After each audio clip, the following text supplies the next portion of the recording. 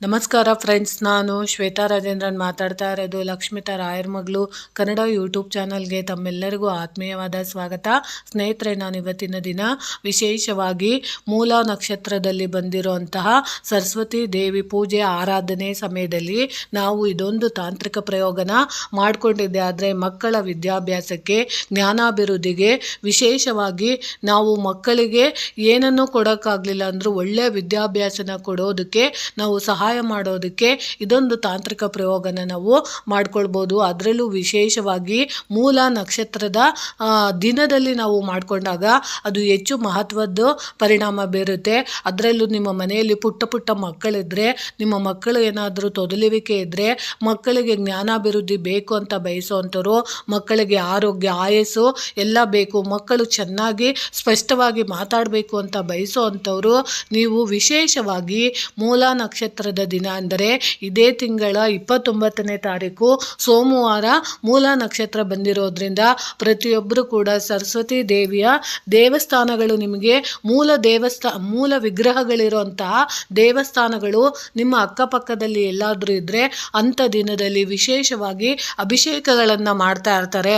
ಅಂದರೆ ನಾಳೆ ಅಭಿಷೇಕ ಮಾಡ್ತಾರೆ ಅಂದರೆ ನೀವು ಭಾನುವಾರದ ದಿನವೇ ಹೋಗಿ ಯಾವುದಾದರೂ ಸರಸ್ವತಿ ದೇವಸ್ಥಾನಗಳಿಗೆ ಮುಂಚಿತವಾಗಿಯೇ ನೀವು ಜೇನುತುಪ್ಪನ ಕೊಟ್ಟು ನಿಮ್ಮ ರಾಶಿ, ನಕ್ಷತ್ರ, ನಿಮ್ಮ ಮಗುವಿನ ಹೆಸರು ಎಲ್ಲ ಪ್ರತಿಯೊಂದು ಹೇಳಿ ಅಲ್ಲಿ ನೀವು ಅಮ್ಮನವರಿಗೆ ಅಭಿಷೇಕ ಮಾಡಿಸೋವಂಥದ್ದಕ್ಕೆ ಒಂದು ಚಿಕ್ಕದಾದ ಜೇನುತುಪ್ಪದ ಬಟ್ಟಲನ್ನು ನೀವು ಕೊಟ್ಟಿದ್ದೆ ಆದರೆ ಆ ಅಭಿಷೇಕ ಮಾಡಿದಂಥ ಜೇನುತುಪ್ಪನ ನೀವು ಪುನಃ ಪುರೋಹಿತರನ್ನು ನೀವು ಈಸ್ಕೊಂಡು, ಅಕಸ್ಮಾತ್ ನೀವು ಅವತ್ತಿನ ದಿನವೇ ಹೋಗಿದ್ರೆ ಅಥವಾ ಅಲ್ಲೇ ಹೋಗಿದ್ರೆ ಅವತ್ತಿನ ದಿನ ನೀವು ಸರಸ್ವತಿಯ ದೇವಸ್ಥಾನದಲ್ಲೇ ನೀವು ಈ ತಾಂತ್ರಿಕ ಪ್ರಯೋಗಗಳನ್ನು ಮಾಡ್ಕೊಬೋದು.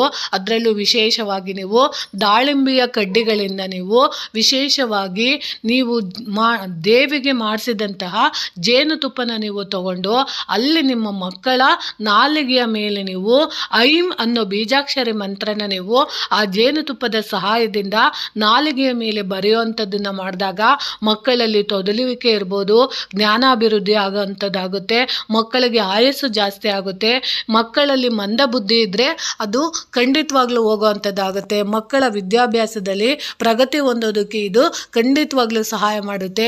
ಇದೊಂದು ಸಣ್ಣ ತಾಂತ್ರಿಕ ಪ್ರಯೋಗ ತುಂಬ ಮಹತ್ವದ ಕೆಲಸನ ಮಾಡುತ್ತೆ. ಅದಕ್ಕೋಸ್ಕರ ಪ್ರತಿಯೊಬ್ಬರು ಕೂಡ ನೀವು 29ನೇ ತಾರೀಕು ಮರೆಯದೆ ಸರಸ್ವತಿಯ ದೇವಸ್ಥಾನಗಳಿಗೆ ಹೋಗಿ, ಅದರಲ್ಲೂ ವಿಶೇಷವಾಗಿ ಅವತ್ತಿನ ದಿನ ಸರಸ್ವತಿ ದೇವಿಯ ಮಂತ್ರಗಳನ್ನು ಪಠಿಸುವಂಥದ್ದನ್ನು ಮಾಡಿ, ಅದರಲ್ಲೂ ಐಂ ಅನ್ನೋ ಬೀಜಾಕ್ಷರಿ ಮಂತ್ರನ ನೀವು ಮಕ್ಕಳಿಗೆ ಕೈಯಲ್ಲಿ 11 ಬಾರಿ, 21 ಬಾರಿ ಅಥವಾ 108 ಸಾರಿ ನೀವು ತಂದೆ ತಾಯಿಗಳು ಮಕ್ಕಳಿಗೆ ಹೇಳ್ಕೊಡೋ ಅಂಥದ್ದು ಮಾಡಿ.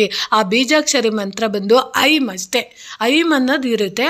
ಅದನ್ನು ನೀವು ಪಠಿಸೋದ್ರಿಂದ ಖಂಡಿತವಾಗ್ಲೂ ಸರಸ್ವತಿಯ ಅನುಗ್ರಹ ಸಂಪೂರ್ಣವಾಗಿ ಸಿಗೋವಂಥದ್ದು ಆಗುತ್ತೆ. ಅಕಸ್ಮಾತ್ ನಿಮ್ಮ ಮನೆಯ ಸುತ್ತಮುತ್ತ ದೇವಸ್ಥಾನಗಳಿಲ್ಲ ಅಂತ ಅಂದರೆ ಸರಸ್ವತಿ ದೇವಿಗೆ, ಅಂದರೆ ನವರಾತ್ರಿಯಲ್ಲಿ ಉತ್ಸವ ಮಾಡ್ತಿರುವಂತಹ ಸುತ್ತಮುತ್ತ ಇರುವಂಥ ಶಕ್ತಿ ದೇವತೆಗಳು, ಯಾವುದೇ ಶಕ್ತಿ ದೇವತೆಗಳಿರ್ಬೋದು, ಅಲ್ಲಿ ಹೋಗಿ ನೀವು ವಿಶೇಷವಾಗಿ ಸರಸ್ವತಿ ದೇವಿನ ನೀವು ಪ್ರಾರ್ಥನೆ ಮಾಡಿ ಜೇನುತುಪ್ಪನ ನೀವು ಒಂದು ಬಾಟಲಿನಲ್ಲಿ ತಗೊಂಡೋಗಿ ಅಲ್ಲಿ ದೇವಿಯ ಮುಂದೆ ಇಡೋ ಅಂಥದ್ದು ಮಾಡಿ, ನಿಮ್ಮ ಹೆಸರು, ನಕ್ಷತ್ರ, ಗೋತ್ರಗಳನ್ನೆಲ್ಲ ಹೇಳಿ, ನೀವು ಯಾವ ಉದ್ದೇಶಕ್ಕೆ ನಿಮ್ಮ ಮಗುವಿಗೆ ಏನು ಬೇಕು ಅಂತ ನೀವು ಬಯಸ್ತೀರೋ ಆ ಬಯಸೋ ಅಂಥ ಸಂಕಲ್ಪನ ನೀವು ದೇವಿ ಮುಂದೆ ಹೇಳ್ಕೊಂಡು ಆ ಜೇನುತುಪ್ಪನ ಸಮರ್ಪಣೆ ಮಾಡಿ ಪೂಜೆ ಮಾಡಿಸಿ ತದನಂತರ ಮನೆಗೆ ತಂದು ಅದನ್ನು ನೀವು ವಿಶೇಷವಾಗಿ ದಾಳಿಂಬೆಯ ಕಡ್ಡಿನ ತಗೊಂಡು ಅದರ ಸಹಾಯದಿಂದ ಮಕ್ಕಳ ನಾಲಿಗೆ ಮೇಲೆ ಐಂ ಅನ್ನೋದನ್ನ ನೀವು ಬರೆಯೋವಂಥದ್ದನ್ನು ನೀವು ಮಾಡಿದಾಗ ಮಕ್ಕಳಿಗೆ ಖಂಡಿತವಾಗ್ಲೂ ಈ ವರ್ಷ ನೀವು ಬರೆಯೋವಂಥದ್ದನ್ನು ಮಾಡಿದಾಗ ಮುಂದಿನ ವರ್ಷ ನೀವೇ ನೋಡ್ತೀರಾ ನಿಮ್ಮ ಮಕ್ಕಳ ವಿದ್ಯಾಭ್ಯಾಸದಲ್ಲಿ, ಜ್ಞಾನದಲ್ಲಿ ತುಂಬಾ ಬದಲಾವಣೆ ಆಗಿರುತ್ತೆ. ಮಕ್ಕಳು ತುಂಬ ಚೆನ್ನಾಗಿ ಓದೋವಂಥದ್ದಾಗುತ್ತೆ ಮತ್ತು ಅವರಲ್ಲಿ ಆರೋಗ್ಯದ ಸಮಸ್ಯೆಗಳು ಯಾವುದಾದ್ರೂ ಇದ್ದರೆ ಅದು ಸಂಪೂರ್ಣವಾಗಿ ನಿವಾರಣೆ ಆಗೋದಕ್ಕೆ ಇದೊಂದು ಬೀಜಾಕ್ಷರಿ ಮಂತ್ರ ಮತ್ತು ಈ ತಾಂತ್ರಿಕ ಪ್ರಯೋಗ ತುಂಬಾ ಸಹಾಯ ಮಾಡುತ್ತೆ. ಅದರಲ್ಲೂ ಅವತ್ತಿನ ದಿನ ವಿಶೇಷವಾಗಿ ನಿಮ್ಮ ಮನೆಯ ಸುತ್ತಮುತ್ತ ಇರುವಂತಹ ಹಯಗ್ರೀವ ದೇವಸ್ಥಾನಗಳಿದ್ದರೆ, ಅಂದರೆ ರಾಯರ ಮಠಗಳಲ್ಲಿ ವಿಶೇಷವಾಗಿ ಹಯಗ್ರೀವ ದೇವರಿರ್ತಾರೆ, ಅಂಥ ಹಯಗ್ರೀವ ದೇವರಿದ್ದರೆ ದೇವರ ದರ್ಶನ ಮಾಡಿ ಅಲ್ಲೂ ಕೂಡ ವಿಶೇಷವಾಗಿ ನೀವು ಅಭಿಷೇಕಗಳನ್ನು ಮಾಡಿಸೋವಂಥದ್ದು, ಪುಸ್ತಕಗಳನ್ನು ಹಂಚೋವಂಥದ್ದು, ಪೆನ್ನುಗಳನ್ನು ಹಂಚೋವಂಥದ್ದು, ಅಥವಾ ಮಕ್ಕಳಿಗೆ ಸಿಹಿಯಾದ ತಿಂಡಿಗಳು, ಬಟ್ಟೆಗಳನ್ನು ನೀವು ಸಮರ್ಪಣೆ ಮಾಡಿ ದಾನ ಮಾಡುವಂಥದ್ದನ್ನು ಮಾಡಿದಾಗ ಖಂಡಿತವಾಗ್ಲೂ ಮಕ್ಕಳಿಗೆ ಯಾವುದಾದ್ರೂ ಒಂದು ದೋಷಗಳಿದ್ದಾಗ ಆ ದೋಷಗಳು ಪರಿಹಾರ ಆಗುತ್ತೆ. ಇದನ್ನು ನೀವು ಖಂಡಿತವಾಗ್ಲೂ ಮಾಡ್ಕೊಳ್ಳಿ ಅನ್ನೋ ಉದ್ದೇಶದಿಂದ ತಿಳಿಸಿದ್ದೀನಿ. ಅದರಲ್ಲೂ ಹಯಗ್ರೀವ ಮಂತ್ರಗಳನ್ನು ನೀವು ಅವತ್ತಿನ ದಿನ 108 ಸಾರಿ ಪಠಿಸೋದ್ರಿಂದ ಖಂಡಿತವಾಗ್ಲೂ ಸರಸ್ವತಿ ದೇವಿಗೆ ಪ್ರವಚನ ಮಾಡಿ, ಅಂದರೆ ವಿದ್ಯಾಭ್ಯಾಸವನ್ನು ಹೇಳಿಕೊಟ್ಟಂಥ ಗುರುಗಳು ಹಯಗ್ರೀವ ದೇವರಾಗಿರ್ತಾರೆ. ಅಂಥ ಹಯಗ್ರೀವ ದೇವರನ್ನು ನೀವು ಅವತ್ತಿನ ದಿನ ನೀವು ಪ್ರಾರ್ಥನೆ ಮಾಡ್ಕೊಳ್ಳೋದ್ರಿಂದ ಮಕ್ಕಳಲ್ಲಿ ಯಾವುದೇ ರೀತಿಯ ಕಂಟಕಗಳಿದ್ರೂ ನಿವಾರಣೆ ಆಗುತ್ತೆ ಅನ್ನೋ ಉದ್ದೇಶದಿಂದ ನಾನು ಇದೊಂದು ಸಣ್ಣ ಮಾಹಿತಿನ ತಿಳಿಸ್ಕೊಟ್ಟಿದ್ದೀನಿ. ಈ ಮಾಹಿತಿ ನಿಮಗೆ ಇಷ್ಟ ಆಗಿದೆ ಅನ್ಕೊತೀನಿ. ಪ್ರೀತಿಯ ಧನ್ಯವಾದಗಳು ಸ್ನೇಹಿತರೆ.